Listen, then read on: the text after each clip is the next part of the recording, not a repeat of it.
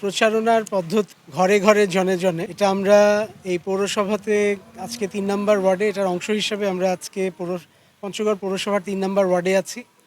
এটা ইসলামবাগ এলাকা এবং এটা শুধু পৌরসভাতেই না, আমাদের পঞ্চগড়ের যে পঞ্চগড় একের নির্বাচনী এলাকা, এটা আমাদের প্রত্যেকটা উপজেলাতে, প্রত্যেকটা ইউনিয়নে, প্রত্যেকটা ওয়ার্ডে এই একইভাবে আমাদের প্রচারণা চলছে।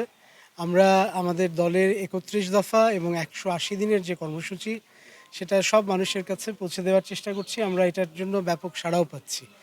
আমরা আমাদের ৩১ দফার সবগুলো অংশই এখানে যে দিতে পারছি তা না, আমরা উল্লেখযোগ্য কিছু অংশ এবং ১৮০ দিনের কর্মসূচির উল্লেখযোগ্য অংশগুলো আমরা মানুষের কাছে বলার চেষ্টা করছি।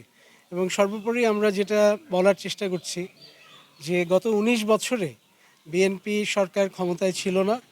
বাংলাদেশের মানুষ, আমাদের এলাকার মানুষ যদি আমাদেরকে কাজ করার সুযোগ দেয়, তাহলে ইনশাআল্লাহ আমরা সর্বতোভাবে চেষ্টা করব যাতে বাংলাদেশের মানুষের জন্য বিএনপি আগেও যেভাবে কাজ করেছে সেই একইভাবে কাজ করে যেতে পারে এবং এলাকার মানুষের জন্য যে আগে যেভাবে কাজ করেছে সেভাবে কাজ করে যেতে পারে। প্রপোর্শনাল রিপ্রেজেন্টেশন বা পিআর যেটাকে আপনারা বলছেন, সেটা আমার একার ব্যক্তিগত অভিমতের বিষয় এখানে না। এটা আমাদের দলীয় একটা অবস্থান, এটার ব্যাপারে নীতিগত অবস্থান আছে, কাজে আমি সেটার থেকে ব্যতিক্রম কিছু বলবো না।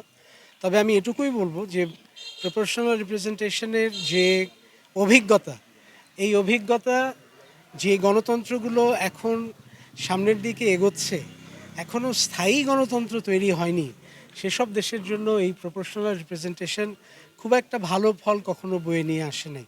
নেপাল তার মধ্যে একটা উল্লেখযোগ্য উদাহরণ, যেখানে আপনি দেখবেন কয়েক বছরের মধ্যে ৯ বার সরকার পরিবর্তন হয়েছে, কেবল একটা সরকারের স্থায়িত্ব সঠিকভাবে ছিল না দেখে।